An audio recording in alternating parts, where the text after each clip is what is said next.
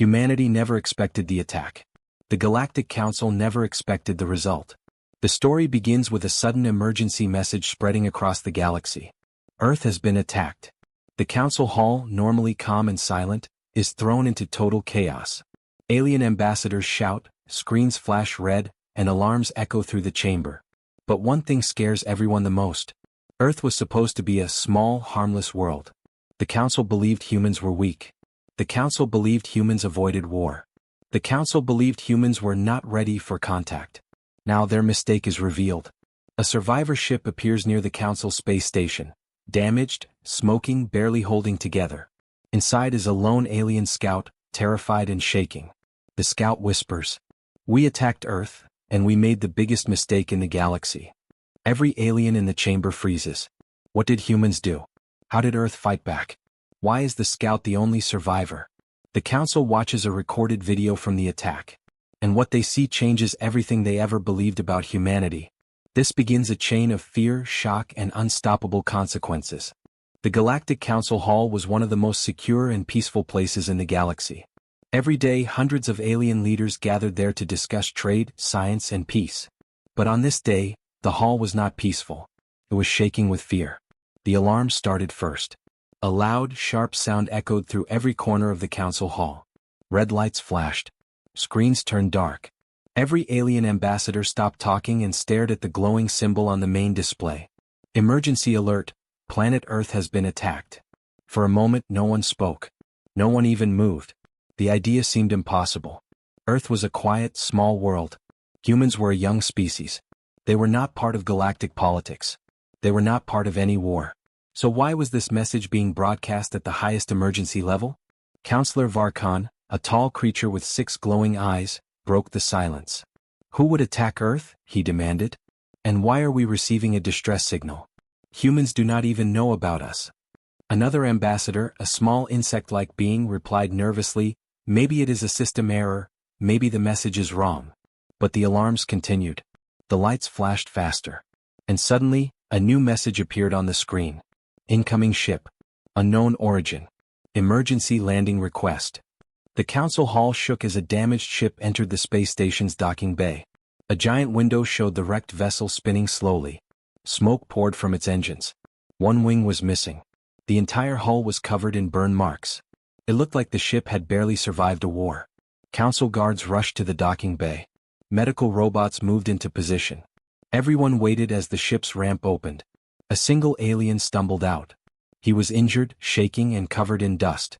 His uniform was torn. His breathing was fast and loud. His eyes were filled with something the council had never seen from a trained scout. Terror. The guards quickly supported him and brought him into the council hall. When he entered, every ambassador fell silent. All eyes turned toward him. The injured scout looked around, confused and scared, as if he didn't know where he was. Counselor Varkan stepped forward. "State your name. State your mission." The scout swallowed hard, his voice trembling. My name is Rel. I am a field scout from the Xyrath expedition fleet." The council murmured. The Xyrath were known for confidence and strength. Their scouts never panicked. "Rel," Varkan said, "your ship is damaged. You brought an emergency alert. Explain what happened. Why did we receive a warning about Earth?" Rel took a deep breath. His eyes darkened. Because Earth was attacked. A wave of shock spread through the hall. Some ambassadors gasped. Others whispered angrily. A few just stared, unable to understand. Varkan leaned forward. "Who attacked Earth?" Rel shook his head. "We did." The entire council froze. They had all expected an unknown enemy, a rogue group, a pirate attack, something logical. But this? Rel continued, his voice breaking. "The Xyrath fleet invaded Earth, under the belief that humans were weak. We believed they were primitive. We believed they could not defend themselves." He closed his eyes, memories flashing violently behind them. "We were wrong. So wrong." The room turned silent again, but this time in fear. On the main screen, the council leader Oris raised a trembling hand. "Explain everything. From the beginning." Rel nodded slowly, as if speaking hurt him more than his wounds. "We sent 20 warships. It was supposed to be an easy conquest. Humans had no idea we existed. They had no fleet. Their weapons were basic. Their defenses were unorganized. He laughed softly, but it was not a happy laugh. It was broken. That is what we believed. He looked at the council, his voice dropping to a whisper. Humans surprised us. They shocked us. They terrified us. The ambassadors leaned closer. What did humans do? Someone asked. Rel's hand shook. When we attacked their cities, they did not run. They did not hide. They did not surrender. They fought back harder than we have ever seen. Their pilots, their soldiers, even their civilians. He swallowed. They united instantly. They defended each other. Their response speed was unbelievable. Many aliens in the hall exchanged nervous looks. Impossible, one ambassador whispered. Humans are not that advanced. Rel looked directly at him. Their technology is simple, yes. But their strategy? Their courage? Their refusal to fall? No species I have seen fights like humans. He stepped backward, fear gripping him again. I came here to warn you. I survived because humans allowed me to leave. They wanted the council to know. The hall fell still. What did humans say? Oris asked softly. Rel's voice shook as he repeated the message. Do not attack us again. A heavy silence fell over the chamber. No one dared breathe. Then Rel added one last sentence, one that made every alien's blood run cold. And council, they are preparing something. Humans are not done. The council hall, once peaceful, now felt like the center of a coming storm. This was only the beginning. Rel stood in the center of the Galactic Council Hall, his injured hands shaking as he tried to calm his breathing.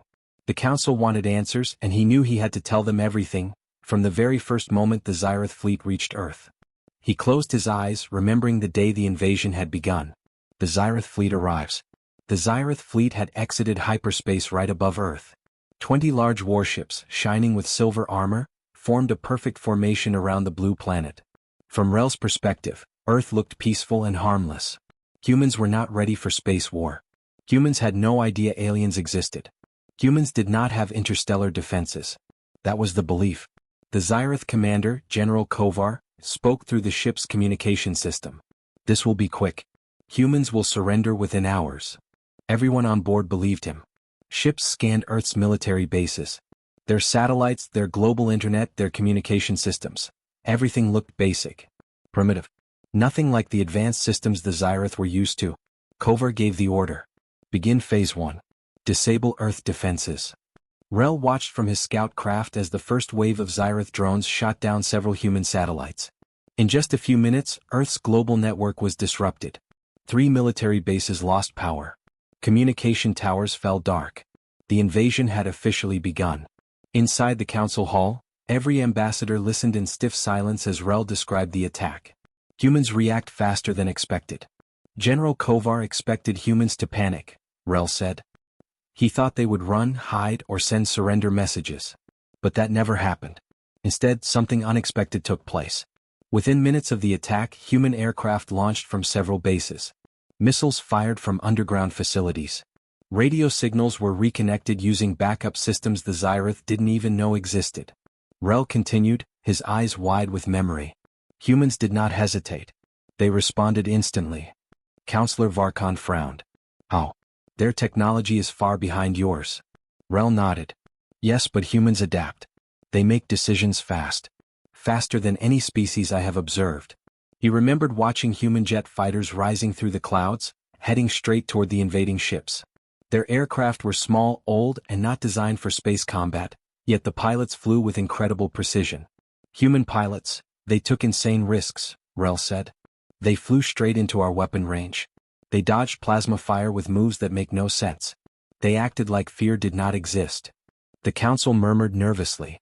Ambassador Tavrik, a reptilian creature, hissed softly. So humans fought harder than expected. But they still lost, right? Rel gave a slow, dark smile. No, they didn't. The first alien losses. Rel explained how one of the Xyrath carrier ships was hit by a barrage of human missiles. The humans had fired them from hidden bunkers, using old but powerful technology.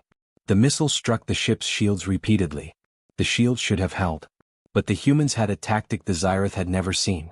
They attacked the same point again and again, Rel said. Like they knew exactly where to strike.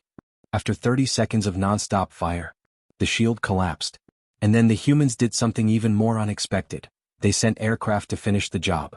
Old fighter jets, firing simple projectiles, targeted the ship's exposed engines.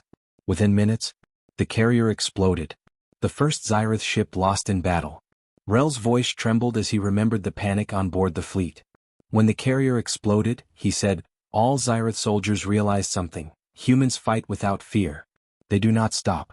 They do not retreat. The council hall fell into deep silence. For many alien species, fear was logical, natural, and unavoidable. But humans? Humans were different. Humans adapt in real time. The Xyrath tried new tactics. They deployed energy shields on their drones, changed attack formations, and targeted human communication centers.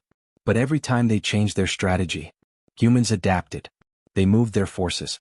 They switched frequencies. They invented new counterattacks within minutes. Rel shook his head slowly. Humans are unpredictable.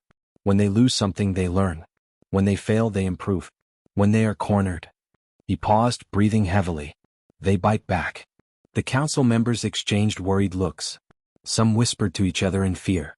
Others sat frozen, trying to understand how a species like humans, without advanced technology, could fight a galactic army. Rel continued, voice soft but filled with dread. They are dangerous not because of their weapons, but because of their minds. The turning point. Rel described the moment the Xyrath fleet realized the invasion was going wrong.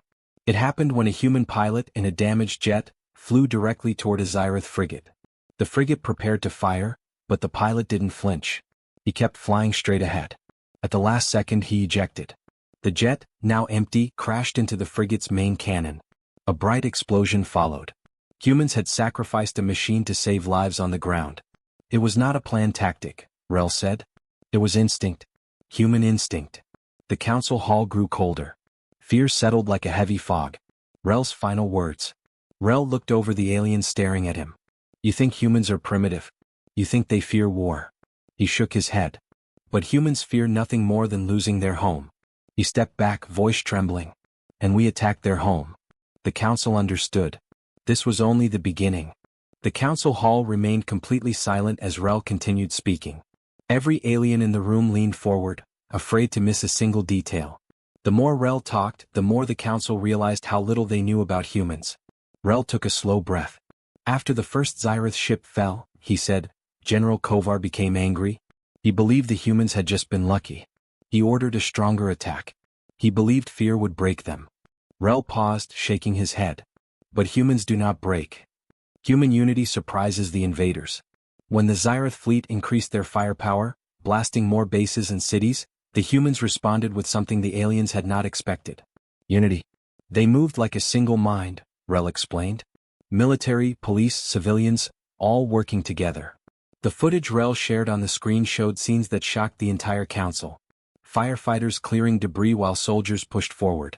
Civilians guiding wounded people to safety. Engineers fixing communication towers under heavy fire. Pilots launching aircraft even as runways burned. Humans were not running. Humans were not crying. Humans were not surrendering. They were fighting. Counselor Varkon stared at the screen, stunned. But humans should be panicking, they should be confused. Rel shook his head. They panic later. In the moment of danger, humans act. It is their instinct. Some aliens whispered fearfully among themselves. Human courage looks like madness. Rel played another piece of footage. A group of human soldiers was pinned down by alien drones behind a destroyed building. Instead of retreating, one soldier charged out with nothing but a damaged rifle. He screamed as he ran, firing wildly. That one human killed 6 Xyrath drones, Rel said softly, and then told his squad to advance. Counselor Rava, usually calm, looked horrified. Why would he do that? He must have known he would die. He did know, Rel replied. Humans care about protecting each other more than protecting themselves. Their courage looks like madness to us. The hall filled with cold silence again. Humans learn while fighting. Rel continued his explanation. Every time the Xyrath used a new weapon, humans adapted instantly. When the Xyrath dropped energy nets, humans used EMP grenades they built in under an hour. When the Xyrath fired plasma beams, humans used reflective shields from emergency rescue equipment. When the Xyrath jammed their communications, humans switched to old radio methods nobody used anymore. Humans learn while fighting, Rel said. We have studied hundreds of species, but humans learn fastest. The council leader, Oris, looked disturbed. You mean to say humans improved during the battle? Yes, Rel nodded. Every hour they grew stronger. The battle for the eastern sky. Rel described another key moment. The Xyrath fleet launched an air assault on a large human city. Heavy drones filled the sky, firing down on buildings, streets, and military posts. But then something unexpected happened. Thousands of human drones rose from rooftops, windows, and garages. Most were homemade civilian drones, small, weak, not built for war. Yet humans used them anyway. They attached explosives, cameras, metal shards, anything they could find, Rel said. They turned toys into weapons. On the screen, tiny drones swarmed the Xyrath ships like angry insects. The council gasped as they watched the footage. One homemade drone flew straight into a Xyrath control tower.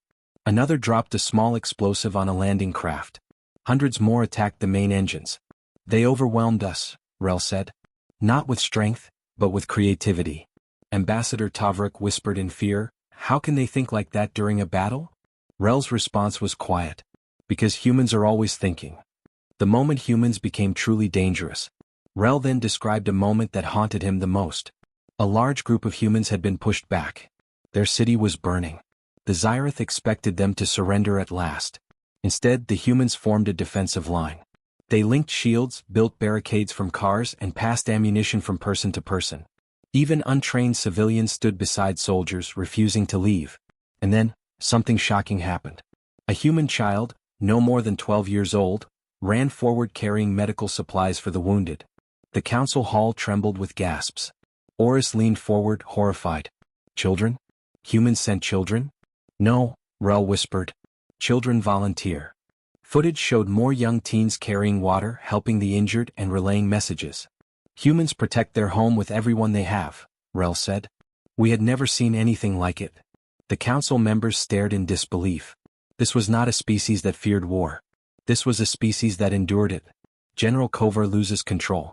Back in the flashback, General Kovar watched the chaos from his command ship. He could not understand why humans kept fighting.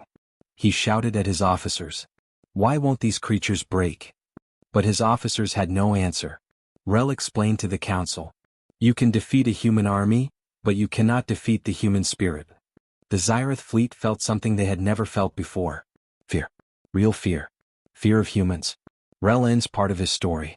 The council hall went silent again as Rel took a slow breath. You must understand, he said softly, humans do not fight like us.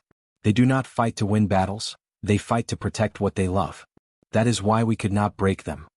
He looked around the chamber with tired, fearful eyes. And that is how the real disaster began. The council members tensed. The worst part of the story was still ahead. The council chamber was silent as the last image faded from the air. But silence did not mean peace. It was the silence that came before something dangerous, something explosive, something that no one wanted to face. Ambassador Rylus stood frozen. His voice trembled, and for the first time, every member of the Galactic Council understood the truth. Earth had not been attacked by an unknown enemy. Earth had been chosen by one. And the enemy might not be who they expected. High above the chamber, the lights dimmed again as the next set of recordings loaded. These were the files stolen from the Council's own database, files that had been hidden for years. Files that should never have existed. Rylus raised a shaking hand. Council, before we continue, I must warn you. What you are about to see will change everything. No one moved.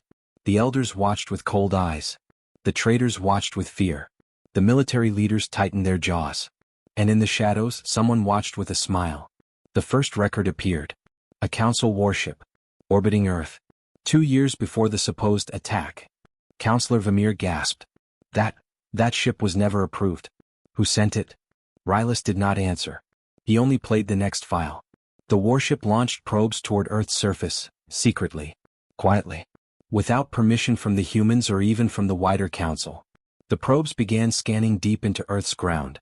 Not for life. Not for resources. But for a signal. A very old signal. Counselor Tarek leaned forward. Why were they searching for that frequency? That is impossible. That frequency was locked after. He stopped talking. Because everyone knew the answer. It was the same frequency used by the ancient race. The race that had disappeared long ago. A race older than the council itself. The chamber erupted. You hid this. You broke the contact laws. You provoked Earth first. Rylus lifted his voice, desperate. I did not hide it. Someone else did. And that someone wanted us to believe Earth was the dangerous one. Someone wanted us to fear humanity before knowing them. The elders stared down at him from their stone platform. Elder Mailer spoke with a cold, heavy voice. Ambassador Rylus, do you understand what this means? Rylus nodded slowly. Yes. Someone inside the council tried to create a false event. A fake attack. A threat that did not exist. And why, Elder Mailer asked, would anyone want to do that? Rylus took a deep breath. To justify war. The room fell silent again. But Rylus was not done.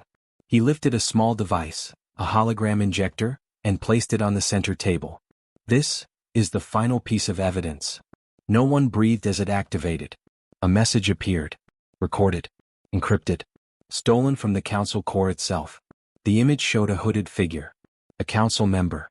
Unknown. Hidden. The voice was distorted, but the words were sharp.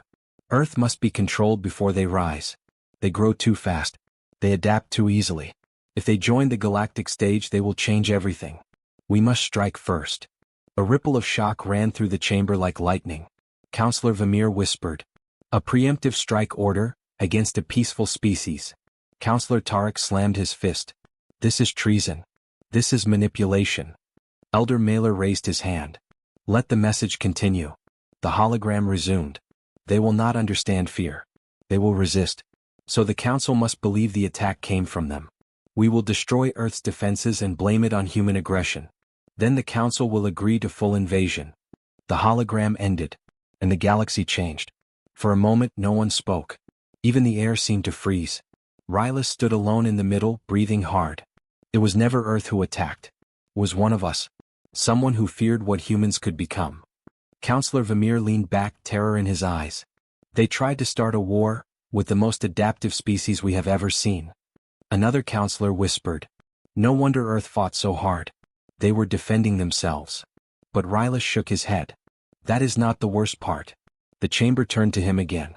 He touched another button. New images appeared. Images of human cities before the attack. Images of strange energy readings under Earth's surface. Images of an unknown structure buried deep beneath the planet. A structure older than human civilization. A structure with the same energy signature as the ancient race. Counselor Tarek's voice cracked. No, it cannot be. Not on Earth. But Rylus nodded. Yes. The ancient race left something buried on Earth. Something powerful. Something important. And the traitor inside the council wanted to take it for themselves.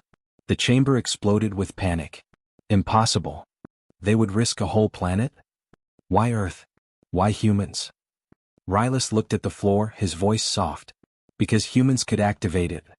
Dead silence. Elder Mailer spoke again, slow and heavy. If this is true, if humans can access ancient power, then the council has made a mistake beyond imagination. Rylus closed his eyes. Yes. And Earth paid the price. The elder leaned back. And now, the truth must be faced. The screens dimmed. The chamber darkened. And the elder delivered the words that would echo across the galaxy. The council has declared war on the wrong species. The chamber lights flickered softly as the council struggled to absorb the truth.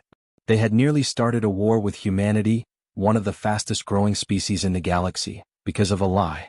A lie born from fear. A lie crafted from shadows. Ambassador Rylus stood at the center, breathing heavily. His heart felt like stone. It was not just the discovery that Earth had been framed that troubled him. It was what he had learned next. A new file glowed in his hand. A file marked. Class Gatelock. Forbidden access. Human subject. Alex Render. Only one human name. One human file. One anomaly. The council watched as he placed the device on the table and activated the next hologram. A dim room appeared first. Metal walls. Harsh lights. It looked nothing like Earth. This was a council testing facility, hidden, illegal, secret. Inside the chamber was a young human. Tall. Dark hair. Eyes sharp and bright. His hands were cuffed behind him, but he stood straight, not afraid, not weak, only angry. A council scientist walked around him. This human is different. His physiology is unstable but powerful. He survived the energy pulse that destroyed the first probe. No human should have lived. Rylus paused the recording. Counselor Vamir raised a trembling hand. Who authorized human experimentation? No answer came. Counselor Tarek growled. This is beyond treason. This is a crime against a protected species. Rylas swallowed hard. There is more. He restarted the recording. The scientist continued circling the human known as Alex Render. The readings show something impossible. This human possesses an awakened gene, matching the signature of the ancient race. The entire council froze. Someone whispered, "A human, with ancient DNA?" The scientist leaned closer in the recording. "You are not supposed to exist. And yet, your body reacts to ancient energy the same way theirs did." Alex stared at him with fire in his eyes. "You kidnapped me. You attacked my planet. And you think I'm the problem?" The scientist's voice changed, excited, greedy, terrified. "You may be the key to awakening the artifact on Earth." Rylas stopped the hologram again. The chamber erupted into chaos. "This is impossible. A human cannot contain ancient power. Is this why Earth was targeted?" Rylas spoke louder, forcing silence. "No. Earth was targeted because the traitor inside this council feared what humans would become if they learned the truth." His voice dropped. "And because Alex Render awakened something even the council fears." He activated the next part of the file. Alex stood in the chamber, still chained. But the lights above him flickered. The machines around him began to shake. Energy readings spiked. The scientist screamed. No. He's activating." Alex's eyes glowed bright white. A sound filled the chamber, deep, ancient, powerful. Energy burst from his body like a storm, shattering the restraints, bending metal, crushing machines into dust. The recording shook violently. Counselor Tarek whispered, That power. It is not possible for a human." Rylas nodded. Alex Render did not know who he was. He did not know why he had this power. He only knew that Earth was under attack. The hologram continued. Alex stepped forward, now free. He spoke in a low, steady voice. "Tell whoever ordered this. I'm coming for them." Then the recording ended abruptly, cut off by a system failure. The chamber fell silent. It was not the silence of fear this time. It was the silence of realization. Elder Mailer leaned forward slowly. "So this human, this Alex Render, he escaped?" Rylas nodded. "Yes. And the council lost all track of him after the facility exploded. He vanished. Off every scanner. Off every world." Counselor Vermeer's voice trembled. "He could be anywhere." Tarek added. "And if he seeks revenge, the council may be unable to stop him." Rylas looked around the chamber, meeting each pair of eyes. This is why the traitor panicked. This is why they rushed the attack. They feared Alex Render more than Earth. They believed he could activate the ancient artifact. Elder Mailer closed his eyes. "And could he?" Rylas hesitated. Then he nodded. "Yes." Shock froze the room. But the elder did not stop. "We must consider something else," Mailer said. "If this human has ancient genes, if he can control ancient energy, then perhaps this was not a random accident." Counselor Vermeer frowned. "What are you saying?" Mailer's voice dropped. "What if the ancient race hid something inside humanity? What if they prepared humans for a future event?" A cold wave spread across the chamber. A second elder spoke. "If so, then Earth was never meant to be conquered. It was meant to awaken." Rylas closed his eyes. "Yes. And now Alex Render may be the first." The chamber lights darkened. A single alarm echoed. A message flashed. "Unidentified ship approaching council space. Human signature detected." The council froze. Rylas whispered the words no one else dared speak. "It's him." Alex Render had arrived. The council chamber darkened as the alarm echoed through every corner of the great hall. No voice spoke. No one moved. The entire council stared at the glowing message repeating across the screens. Unidentified ship approaching. Origin, human. Status, armed. Ambassador Rylas felt cold fear slide down his spine. "He came," he whispered, hardly believing it. But instead of panic, there was something else in the air. A strange, dangerous anticipation. High above the council world, a lone ship drifted out of hyperspace. It was small, too small to be a warship. No escort. No weapons visible.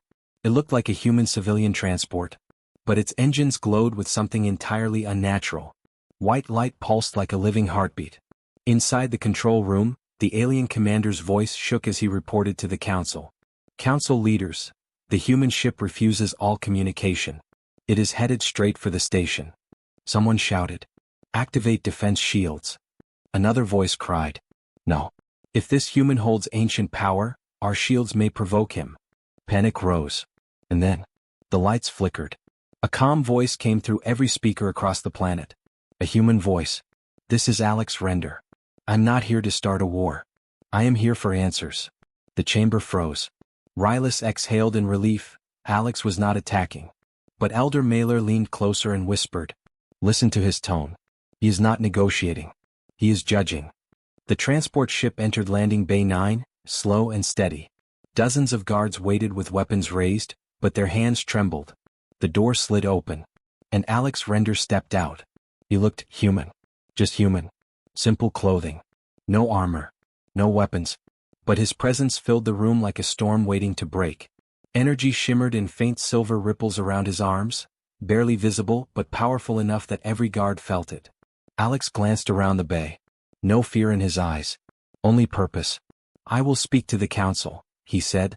None of the guards dared stop him. They simply stepped aside. Inside the council chamber, silence fell again as the doors opened with a heavy metallic echo. Alex walked in. Every council member stared at him, some terrified, some curious, some unable to look away. Rylus felt the air around the human like static electricity, alive with ancient power. Elder Mailer was the first to speak. Alex Render. The council did not know of the experiments performed on you. They were the act of one traitor. Alex stopped in the center of the chamber. So you claim. His voice was calm, but beneath it, something rumbled. A quiet storm. Rylus stepped forward carefully. Alex, we know who did this. We discovered the files. We can help you find them. Alex turned his eyes slowly toward Rylus, and for a moment, the ambassador felt something strike deep inside him. It wasn't anger. It wasn't hatred. It was grief. You took me from my home, Alex said. You tortured me. You used me. You nearly caused a war with Earth, and you think the words, we didn't know, erase that. A heavy silence fell. Elder Mailer spoke again, his voice steady but sad. What do you intend to do? Alex took one slow breath.